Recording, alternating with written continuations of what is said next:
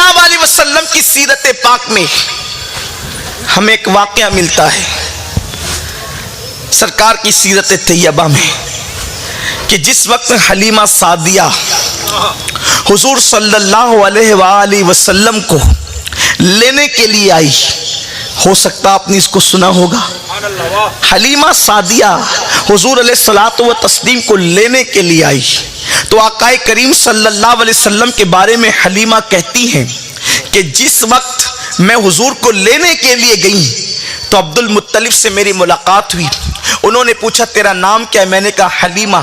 کہا کس قبیلے سے ہے؟ تو کہا بنو سعد سے۔ آپ مسکرانے لگے۔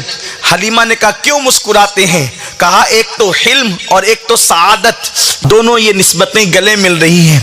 پھر فرمایا حلیمہ یہ جو تو میرا بچہ لینے آئی ہے تو پہلے میں یہ معلوم کروں گا کہ میرا بچہ تیرا دودھ پیتا ہے کہ نہیں پیتا، اس لیے کہ تجھ سے پہلے اور بھی آئی تھی دائیاں اور انہوں نے میرے بچے کو لینے کی کوشش کی لیکن میرے بیٹے نے کسی کا دودھ نہیں پیا۔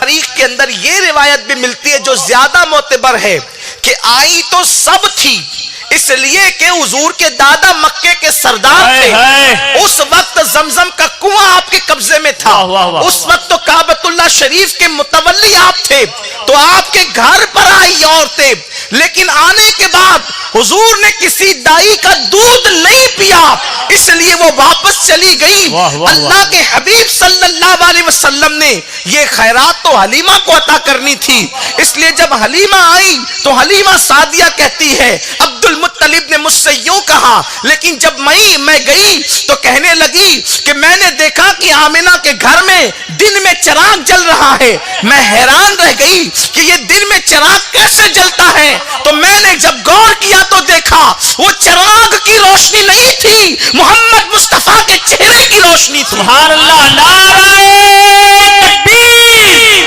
نعرہ رسالت، پیغام سیرت مصطفیٰ کانفرنس۔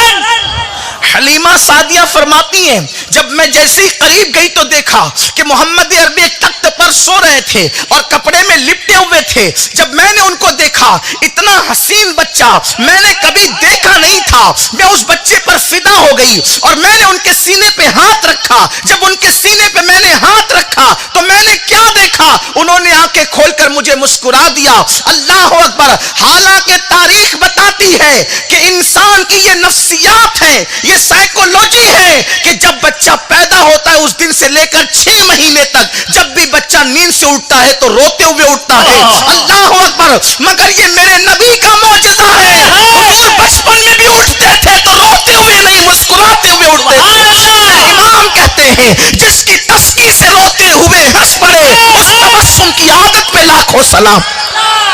حلیمہ کہتی انہوں نے مجھے دیکھ کے مسکرایا، جیسے انہوں نے مسکرایا میں دل و جان سے ان پر فدا ہو گئی۔ میں نے ان کو آمنہ کی اجازت کے بغیر اٹھا لیا اور اٹھا کر اپنے سینے سے لگایا۔ کہتی ہے کہ میرے سینے خشک ہو گئے تھے، میرا بیٹا عبداللہ پوری رات روتا تھا اس لیے کہ اس کو دودھ پینا نصیب نہیں ہوتا تھا، سینے جو خشک ہو گئے تھے فاقہ کشی کی وجہ سے، لیکن جیسے ہی محمد عربی کو سینے سے لگایا گویا خدا نے میرے سینے میں دودھ کی نہر جاری کر دی۔